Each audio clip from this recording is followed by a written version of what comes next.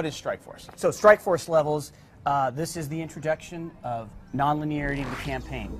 You're going to get these strike options for these Strike Force levels when you're taking on your campaign. You'll have a choice of these levels. These are the proxy wars that are occurring in the year 2025. You and your Black Ops team, you'll have a choice of which one of these levels you want to go on.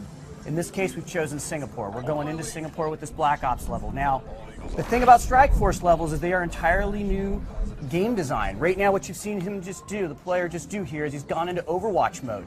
He's looking at it from a strategic vantage point, and he's setting up his markers here. He wants his squad to go here. He can see in red there, you can see the enemy, and you can see what's going on. He needs to secure these 3 positions.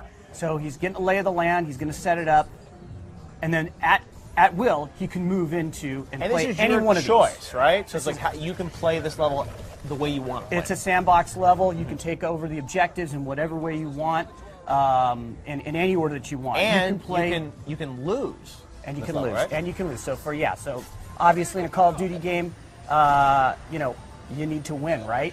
Not anymore. In this case with Strike Force levels, if you lose, we'll take account of that in the story, and the story will progress. Now, of course, if you want to go back and play, which I know you're a completionist and you'll probably want to go and do that, all of course. achievements. But the story will progress forward, and it'll take note of how you performed in these levels, and the story will progress. So one of the things about these levels is you can play any one of the people on your Black Ops squad, and you can take over any of the machinery and the equipment on the battlefield that you go in with. So in this case, what will happen is you'll start to bring in reinforcements. He's obviously trying to take this position here, and his team is battling. He's going into Overwatch mode here. He's about to get some new units that are dropped in that he can take over and play with. Wow. Now these Strike Force missions, are they optional? Do you have to play them? How does it work? Yeah, so you will have to play them. However, you will have a choice about which one of these you want to play, and like I said, they will progress based on whether you succeed or fail. Some of them you may not experience, depending upon how you perform. And these are certain kind of throughout the campaign, you'll have different Strike Force moments or missions that connect to the story. You got it. That's exactly it. And so it's unique in both structure, but also in gameplay. And right here, he's taken over.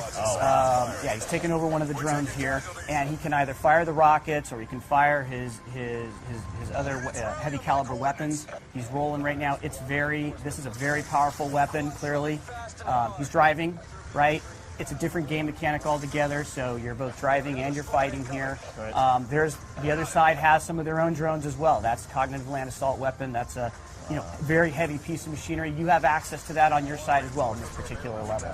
So it's amazing that you guys have all these levels that you've sort of inserted throughout the campaign. Now, this one is obviously set in Singapore, and you're going to have them kind of all around the world? They will be so without giving up the entire fiction, but there's going to be various areas, geographic locations in the world where these hotspots are occurring in this, like I said, in this year 2025. Right. And the head of JSOC is going to come to you and he's going to lay it all out and he's going to say, this is what's going on, this is what's going on, this is what's going on. Where do you want to go? Make a choice. Make a choice. You'll make a choice, and then the fiction will progress, and it'll take account of your choice. Interesting. All right, so we'll grant a couple times, and you'll get to see. You can really play through this game multiple times. There's a lot of replayability here because of the Strike Force missions. Yeah, no, absolutely. So replayability, not only with the levels, but inside the levels. So right now, the way he's playing this, he's now taken over a quad. He's choosing to play this level in a particular way. So he's flying through this level with the quad, which is just a lot of fun. You can see that he's... So this quad gameplay, is that gameplay that we'll see in the single-player campaign as well, or are you reserving that for Strike Force? So there is quad gameplay in the campaign. What we've showed you is actually it being used as squad backup. Right. Okay. So it's different mechanic altogether. There's a quad right there. Right now you're flying it and you're fighting it. In the campaign in Los Angeles that we showed you guys yesterday, that's squad backup for you. So it's a different gameplay mechanic. So we're able to use the new technology of warfare in the year 2025 in completely different ways depending upon the context here.